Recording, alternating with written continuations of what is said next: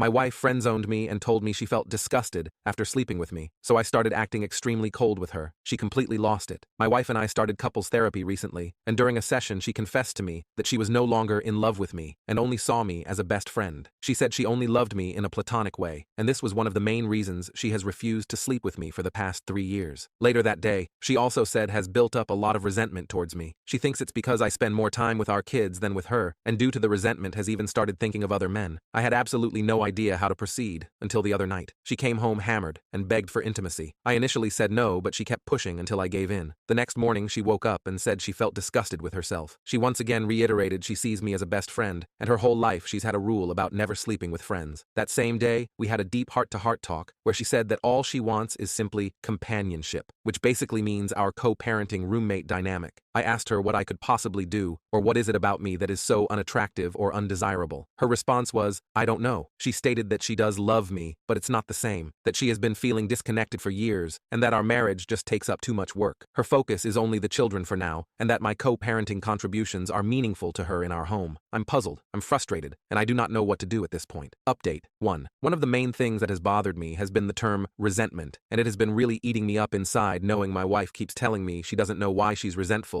or doesn't know why this is affecting her emotionally, mentally. I brought this up with our therapist once again, and resurfaced the conversation about being married for so long, 15 years, and being together since we were 14. Our long history of growing up and how having children when we were 19 significantly changed the trajectory of our lives. We experienced severe poverty and many hardships in the process, and we essentially had zero social life for the past 10 years because we were so busy raising babies, 2 kids now ages 12 and 14. The therapist followed up with tons of questions directly mostly at my wife about her feelings towards this, and 90% of the responses were very our kids focused. It definitely felt like she was afraid of saying, yes, it sucked, because she would feel guilt or shame because it would imply she regrets the kids. I mentioned this in the session, and the therapist encouraged her to look at this outside of the lens of being a mother and to try to view it a bit more selfishly and individually, and it was very eye-opening. My wife mentioned that she was very frustrated with the fact that we did miss out on many things in life. She also was very clear in saying, I do not think I missed out on other partners or dating or partying, but I certainly lost all my friends. This was huge, because one of the big pieces that has caused a strain in our lives is how siloed and isolated we've been. I followed up by reminding her that it's important to have good friends and to make time for herself and her friendships. For the past 3+ years, we've had multiple conversations about friends and how it is important to have them in life, especially when you have similar peers that can help in many areas of life that perhaps we have no experience navigating, and even simply for enjoyment. It has always been something my wife avoids, even though she's always been someone who needs that external stimuli. The main reason for her not investing in friends or even herself has always been the kids. Like I mentioned earlier, 90% of the answers have to relate to the kids to some degree. At this point in our session, I started to feel like there was a common denominator, the kids, in most of the frustrations and problems she was experiencing. So I simply asked her, do you think you may be upset at me because I'm responsible for these kids in the sense that I got you pregnant so young? I wasn't ready, but she said that she was upset at me for that. She also followed up with the fact that she knows that's unreasonable because it takes 2 to tango. I did feel like it was progress because it kind of gave us something to work on and help alleviate some of these burdens. So we agreed to invest more time in nurturing good friendships, both together and individually. Towards the end of the session, we began to discuss what actionable items we would take from this session. At this point, it was still all very ambiguous and blurry as to what the outcomes were. I was very direct and very forward in asking my wife what her plan is moving forward. She started basically saying the same thing, that she doesn't have any desire to be intimate with me as of now, and that she loves me immensely, and she feels bad for not being there for me. I also brought up the brief swinging that happened, to which for the 50th time said it wasn't a problem. I agree with her on this. This was something that was a mechanical approach for a solution to a problem that was very much inexistent when we tried this. We both really have no issue to this. We know it happened, we tried it, and mutually stopped and turned the page. I also brought up other life events that may cause resentment, and really we ended up not getting anywhere else as far as the root for resentment, which was discouraging. I then basically expressed to my wife that I will not be okay with that arrangement. I told her that I've really done everything I can, and that this issue really has reached a point where it has nothing to do with me or requires me to do anything that I'm currently not doing. I was very direct and said that I will not be accepting this dynamic and that I need to be with someone who is actively involved in our marriage, works towards resolutions, and is very much interested in maintaining an active intimacy and intimate relationship. I expressed how I am not going to be a convenience and that there was more to life than being roommates and co-parents. I made sure she knows I love her dearly and that I do want this to work for the better. I also told her that I'm fully committed to this marriage so long as she is as well, and that if she wasn't, it's okay. However, I will not be a part of something where these efforts are not reciprocated. I told her I have no no plans of leaving, and I do not want a divorce. However,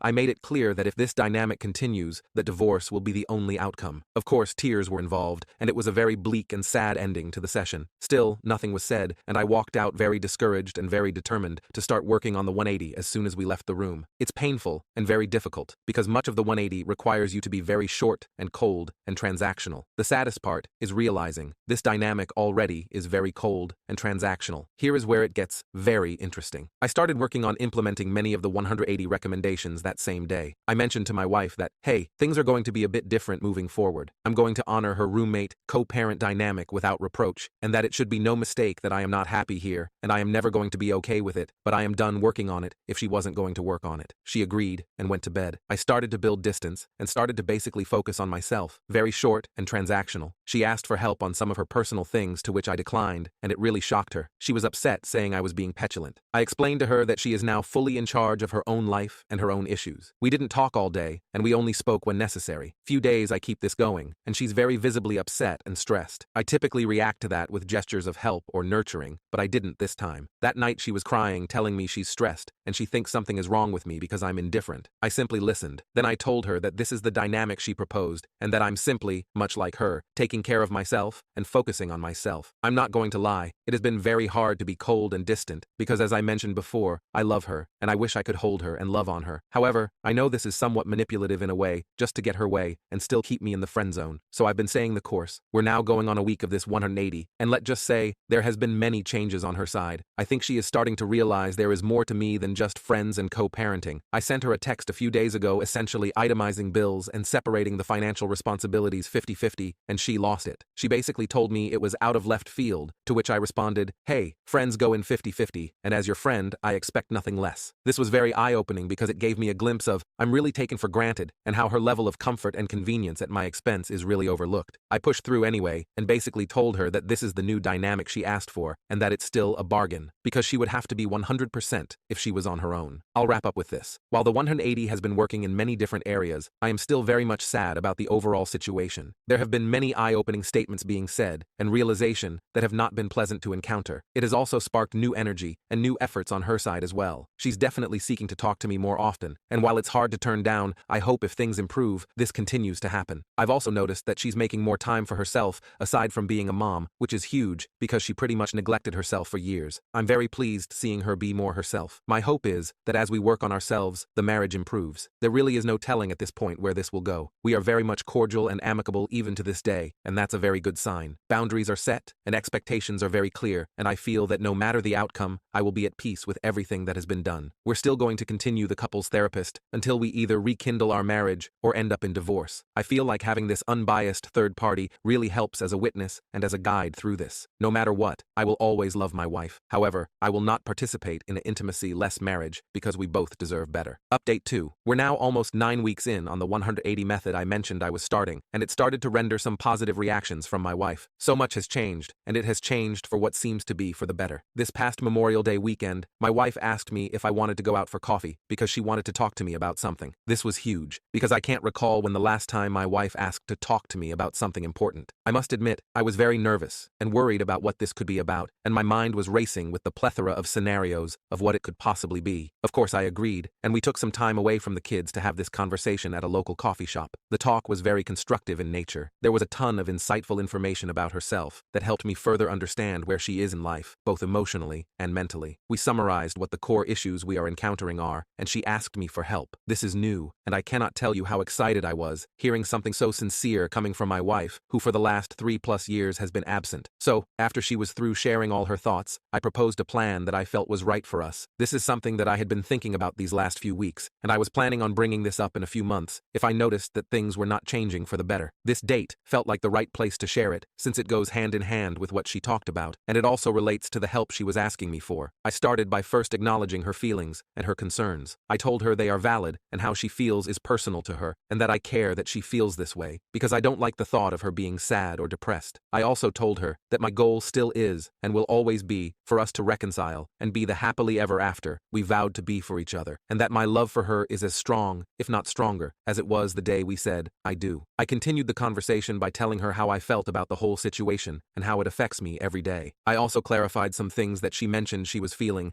because I have been very distant and monotone lately. I explained to her that I was very much trying to protect my feelings and emotions from the rejection and neglect, and that it wasn't personal. It was simply me safeguarding myself, because I cannot control her. I can only control myself. This was a perfect segue way to the core of this approach, which is focused on self-accountability. I told her that for the longest time, I was always working hard to make her happy and do things that I knew she enjoyed or wanted. However, I was always met with rejection and disappointment, which caused a load of stress on me. I explained to her that I had to make a change for myself. After all, I can only control myself and make the changes that I want for myself. I mentioned how I was starting to implement new habits and routines that help edify me, all while still executing all of our shared responsibilities, including parenting, finances, and daily living activities. I explained that the goal is to continue to improve myself, both as a husband and father, learn more, and be healthier. She was very receptive to this. She told me that she sees what I'm doing and that she is proud of the changes she has seen. She also told me how she's starting to realize that she feels left behind and that much of the things that have affected her negatively are her own fault. Toward the end of the conversation, which was about 3 hours, there was a very high spirit of reconciliation in the room. I told her that my goal is to ultimately make this work. However, I was very clear that I was not going to live under the current circumstances. So, here is what we established. We are in charge of our own happiness. The key here is that she's not responsible for making me happy, and vice versa. We both need to seek what that personal plan looks like individually. Also, we're both encouraged to include each other in taking those steps if we want, but it is not required. We are in control of our own individual lives and our own journey. This means we're both responsible in finding the resources necessary to grow, change, and heal. We can definitely help one another when help is requested. However, unsolicited advice or help will not be rendered. We are responsible for communicating. This ensures nothing is left unsaid. If it was never brought up or discussed, it never happened. We're not mind readers, and we need to take ownership when we fail to communicate. Make a list of needs and wants. This gives us both clear direction about meeting each other's needs. This also gives us a choice as to what we want, choose to do, compromise on, or decline to do. This list also will not serve as a checklist for accountability. We made it clear we would not be bringing this list up for the purpose of arguing, and it was up to the other person to use the list as a tool for growth, transparency, or clarification. We concluded that it was up to us to decide if we will be happy doing these things for ourselves because we care, not to simply check a box. This was very important in order to establish long-term habits and not short-term band-aids, because you cannot make someone change or do something they don't believe is important. We also established a deadline, Memorial Day 2025. At the end of the conversation, we concluded by setting Memorial Day 2025 as a hard stop to evaluate our lives and our progress. We agreed we would do this with the clear understanding that we will independently decide if we are happy here. If we determined we aren't happy, we will be getting a divorce. We would also both assume full responsibility for what happened should we get divorced. For example, if needs were not met, it would mean my partner chose not to meet them. This places full responsibility on each other in all areas. The whole process requires that if needs were not met, the next question should be, did we do everything to address this issue? If yes, then we will have a clear conscience of what transpired and know we left no stone unturned. If, however, we didn't do everything to address the issue, it will mean the issue was not important enough for you or didn't care to meet those needs. This goes both ways in all areas, like everything else. We established that the main motivator for change should be ourselves, and that if we did that, we would in turn begin to see beneficial changes towards each other. The goal is to ensure that everything we are doing for one another to meet each other's needs is being done because we want to do it for our spouse, not because